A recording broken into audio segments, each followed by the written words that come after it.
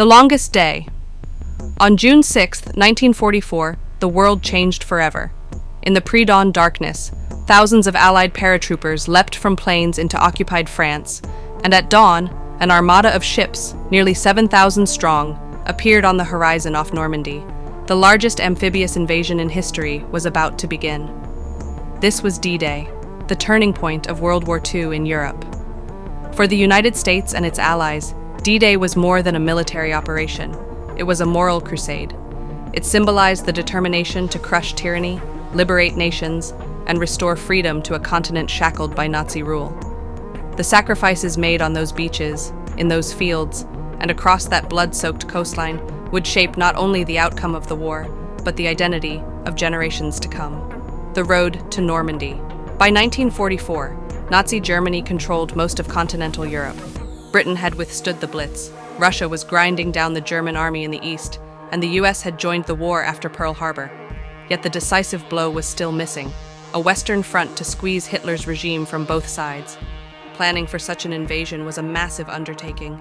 Allied commanders, led by General Dwight D. Eisenhower, orchestrated a complex operation codenamed Operation Overlord.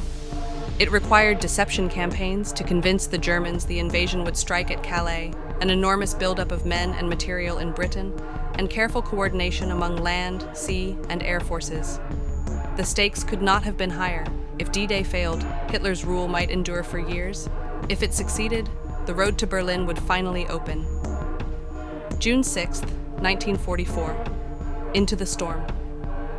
At around midnight, thousands of American paratroopers from the 82nd and 101st Airborne Divisions dropped into the Normandy countryside. Scattered by poor weather and heavy fire, many landed far from their objectives.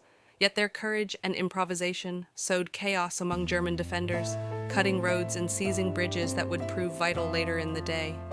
At dawn, the naval bombardment began. Warships thundered shells onto German fortifications, while Allied bombers pounded the coastline. Then came the infantry, 156,000 Allied troops, including nearly 73,000 Americans, boarded landing craft and braved the churning Channel waters. 5 beaches had been chosen for the assault: Utah, Omaha, Gold, Juno, and Sword. The Americans were assigned Utah and Omaha, Utah Beach. The landings here went relatively smoothly, thanks to strong leadership and lighter German resistance. By the end of the day, U.S. forces had secured the beach and moved inland. Omaha Beach.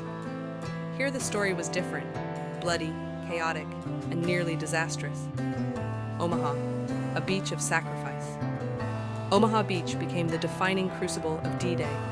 Strong German defenses, treacherous tides, and missed bombardments created a nightmare for the first waves of American troops. Machine guns raked the surf. Mortar shells exploded among the landing craft. Men were cut down before they reached the sand. Others drowned under the weight of their gear. Survivors huddled against seawalls, pinned by relentless fire. But slowly, through sheer grit and bravery, small groups of soldiers clawed their way up the bluffs. Engineers cleared obstacles under fire. Rangers scaled cliffs at Pointe du Hoc to knock out artillery, and infantrymen pushed inland inch by bloody inch. By nightfall, despite thousands of casualties, Omaha Beach was secured. The cost was immense, nearly 2,000 American dead and wounded at Omaha alone. Yet their sacrifice turned the tide of the invasion. Human stories of courage. Behind the statistics lie stories of human courage that make D-Day unforgettable. Medal of Honor recipients like Private Carlton Barrett, who risked his life repeatedly to rescue wounded comrades from the surf at Omaha. General Theodore Roosevelt Jr., at 56 years old and walking with a cane, led the first wave at Utah Beach, personally directing troops under fire.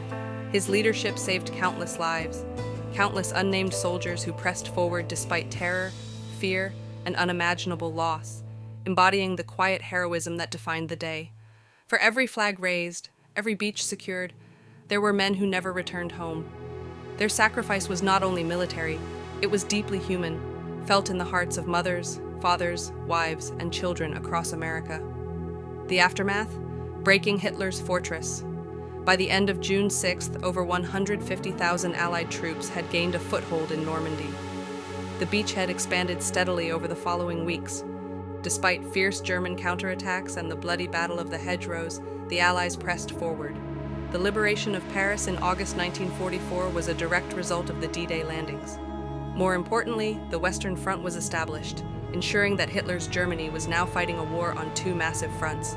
Less than a year later, in May 1945, the Third Reich collapsed.